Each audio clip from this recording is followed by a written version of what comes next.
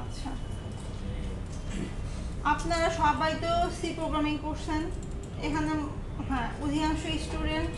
তো C প্রোগ্রামিংয়ে visual C শার্পে যেটা হয় কনসোলে কিছুটা কাছাকাছি, ইন্টারফেসটা সেম এরকম। তা আমরা ফার্স্টের দিকে কি করব, কনসোলে কিছু লেখালেখি করব। ওকে, কনসোল প্রজেক্ট নেওয়ার জন্য আমরা নর্মালি সবার, ধরেন ভিজুয়াল সি শার্প ইনস্টল করছেন, এই স্টার্ট পেজ এটা সবার থাকবে না, আপনি নিজে ওটা কেটে দিতে পারেন। এখান থেকে আমরা কখনো নিউ প্রজেক্টে যাব না, আমরা যাব ফাইলস থেকে নিউ প্রজেক্টে। আর এখানে অবশ্যই টেমপ্লেটে ভিজুয়াল সি শার্প সিলেক্ট করে রাখবো। আপনি যদি ভিবিতে নেন, মানে ভিজুয়াল বেসিকে নেন, এই টেমপ্লেটের সাথে .NET মানে সি শার্পের টেমপ্লেট কিন্তু একই কোড জেনারেট করবে না। তো আমরা কি যেটা করবো সেটা হচ্ছে আমরা ভিজুয়াল সি শার্প সিলেক্ট করবো, এখান থেকে কি কনসোল। আচ্ছা, ফার্স্ট আমরা কিছু ইনপুট টাইপ দেখব। তো আমি আমার সলিউশন, আর এটা হচ্ছে আমার প্রজেক্ট নেম। আমরা প্রজেক্ট নেম কিংবা সলিউশন দুটার পরেই কি কথা লিখবো, অ্যাপ। ওকে, অনেক সময় দেখা যাবে যে আপনি এরে করতেছেন, এরে দিলেন প্রজেক্ট নেম, আপনি যখন কোডে যাবেন তখন এরেকে অ্যাক্সেস করতে পারবেন না, এর একটা রিজার্ভ কিওয়ার্ড।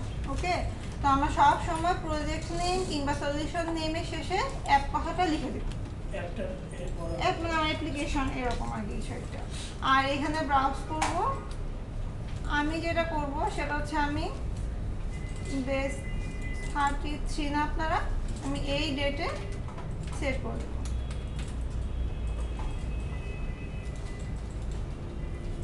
আপনারা সবার পিসিতে নিজের এসিআইডি দিয়ে একটা ফোল্ডার করে নেবেন, ডে টু ডে কাজ ওখানেই করবেন। ওকে, তাহলে আপনার ট্র্যাক থাকবে। আদারওয়াইজ এই পিসিতে আরও 5টা ব্যাচ বসবে, দেখবেন যে আপনার জিনিসপত্র সে ডিলিট করে ফেলবে, এরকম অনেকেই হয়। ওকে, এইখানে আমরা ইউজিং এর এই পার্টটা যা দেখতেছি এগুলো হচ্ছে আমার নেম স্পেস। ওকে, এটা আমার প্রজেক্ট নেম। এখন আমার এই সিস্টেম, এটা আমি নর্মালি এই যে আমার যে কনসোলের কোডটা, হ্যাঁ এটা আমার সিস্টেম নেম স্পেসই যথেষ্ট। আদার এগুলো যদি আমি ফেলে দেই ও আমাকে কিছু ঝামেলা দিবে।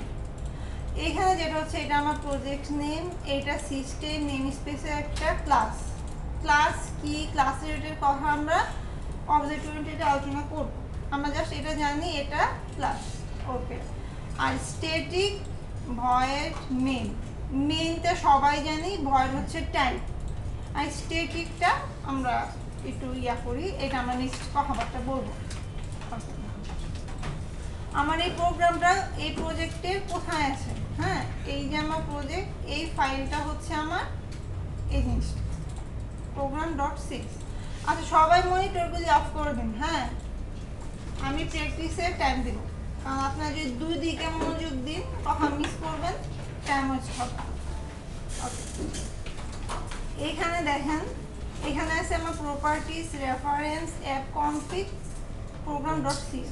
এই ফাইলটা হচ্ছে আমার program.cs। আমরা এখন যেহেতু কনসোলে করতেছি, আমাদের কনফিগের কোনো ব্যাপার স্যাপার নেই। আমরা যখন ওয়েবে যাব তখন আমাদের কনফিগটা দরকার হবে। আচ্ছা, আর রেফারেন্স, রেফারেন্স জিনিসটা আপনারা পরে বুঝে যাবেন যখন আমরা যে কোয়ারি, জাভাস্ক্রিপ্ট, তারপর হচ্ছে বুটস্ট্র্যাপ এই জিনিসগুলি আলোচনা করব, তখন আমাদের রেফারেন্স জিনিসটা চলে আসবে। ওকে, এখন আমি যেটা করব যে কনসোলে কি করে আমি একটা মেসেজ শো করি।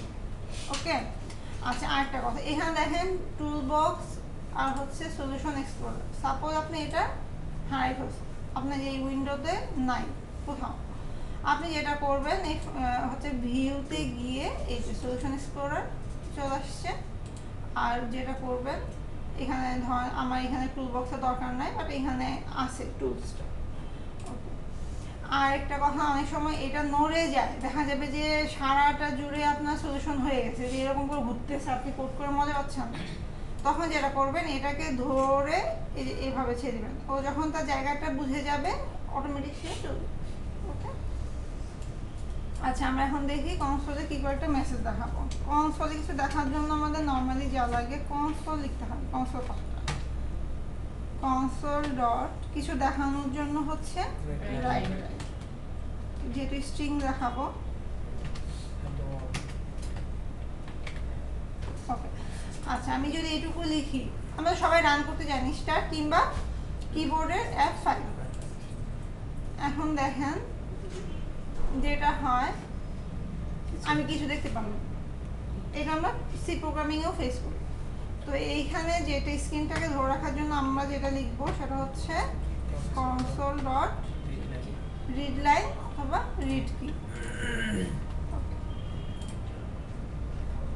এটা মেবি পিছন থেকে দেখা যাচ্ছে না।